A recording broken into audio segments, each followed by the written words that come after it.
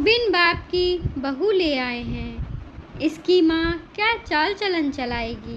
एक दिल छू लेने वाली कहानी। बहू, ये सिंधारा भेजा है तेरी माँ ने।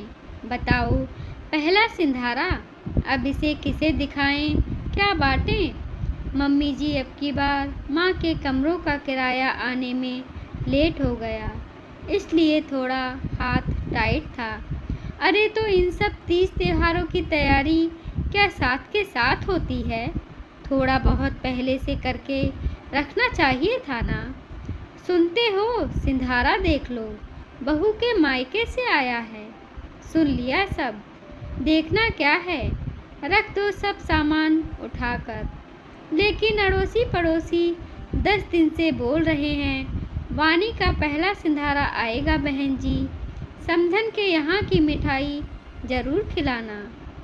अरे तो यहीं से मंगवा लो, वहाँ की बताकर बांट देना। अब बिन बाप की बेटी है, क्या कर सकते हैं। मैंने तो रिश्ता ही इस भावुकता में आकर लिया था।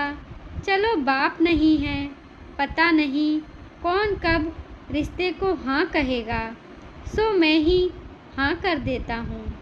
ये बात वानी को हमेशा तीर की तरह चुभ जाती है। मानो पिता ना होने के कारण वो दया की पात्र हो गई।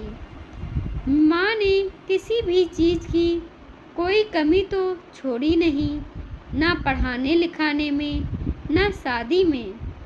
फिर भी गाहे बगाहे ये बात उठ ही जाती कि बिन बाप की है। ना 2 महीने बाद घर में ननद की शादी थी। खूब चहल पहल थी, सब रिश्तेदार जुड़े थे। किसी ने पूछा, अरे रघु, बहू के घर से कोई नहीं दिख रहा। कौन दिखेगा बुआ जी, भाई छोटा है, पर इतने छोटे भी नहीं हैं कि रिश्तेदारी में आ जा ना सकें। बेचारी का बाप नहीं है। माँ को कहाँ इन सब सामाजिक बातों का ज्ञान होगा कि बेटी के ससुराल में शादी है तो क्या करना है क्या नहीं। जब तो मैंने हाँ कर दी कि चलो बाप नहीं है, अब सोचता हूँ कि समधी जी होते तो तीज त्योहार, शादी ब्याह के रीति रिवाज थोड़े अच्छे से निप जाते। पर चलो, जहाँ जोड़ी का संजोग होता है वहीं रिश्ता होता है।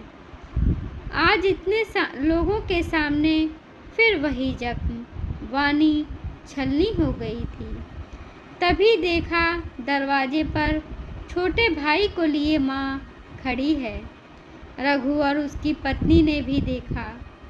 जहाँ वो दोनों सकपका गए, वहीं वानी की आंखों से दर्द खुशी के मिले जुले आंसुओं की धार बह निकली।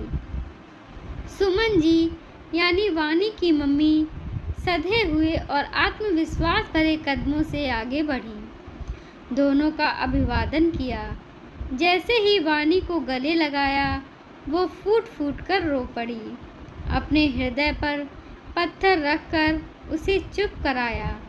फिर रघु जी की तरफ देखते हुए उसकी पत्नी से कहा, बहन जी, बाहर गाड़ी में शगुन का सामान है, जितना हम दोनों ला सके ले आए, बाकी आप कृपया उतरवा लीजिए।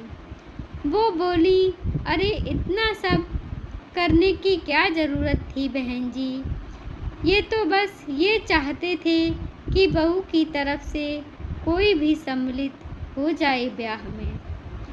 सुमन जी भावनाओं पर काबू करते हुए बोली, बहन जी, बेटी को तो मन से जितना भी दो कम ही लगता है। दरअसल परसों वानी के पापा मेरे सपने में आए। बोले, सुमन, मेरे ना होने पर तूने सिंधारा देने में गड़बड़ कर दी। मेरे समधी को मेरी कमी महसूस होती है बहुत।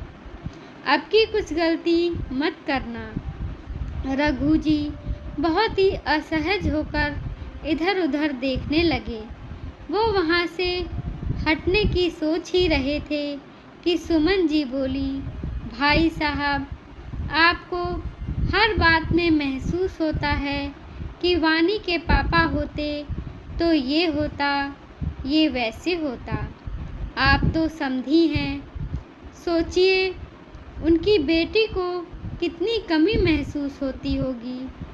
वो भी यही सोचती होगी, पापा होते तो ये कहती और ये करती। मुझे उम्मीद थी कि आप पिता की कमी पूरी करेंगे, पर आप तो स्वयं उसे यही कमी महसूस कराते रहते हैं। वानी के पापा नहीं होकर भी उसके साथ हैं, मेरे साथ हैं।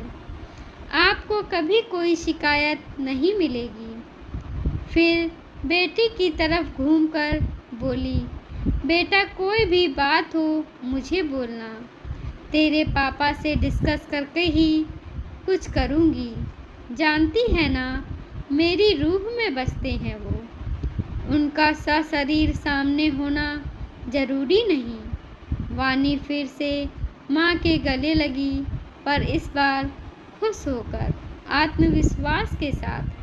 तभी वानी की ननद वहाँ आई और बोली, पापा सुनो ना, शादी में खाने में मटर मशरूम भी रखवाना। मुझे बहुत पसंद है। चाहे खा ना पाऊँ फिर भी करोगे ना? हाँ बेटा, बिल्कुल, मेरे प्यारे पापा कहकर वो चली गई। तभी रघु जी के दिमाग में कौंधा, अगर मैं ना होता तो क्या तब भी बेटी के चेहरे पर यही खुशी होती? शायद नहीं। वानी की माँ वहाँ आए मेहमानों से मिल रही थी। वानी बहुत उत्साहित होकर सबसे उनका परिचय करा रही थी और रघु जी देख रहे थे, कभी वहाँ रखे सामान को, कभी वानी को और कभी अपनी बेटी को। धन्यवाद दोस्तों। आपको यह कहानी कैसी लगी कमेंट बॉक्स में ज़रूर कमेंट करें और कृपया हमारे चैनल को लाइक करें, शेयर करें, सब्सक्राइब करें। धन्यवाद।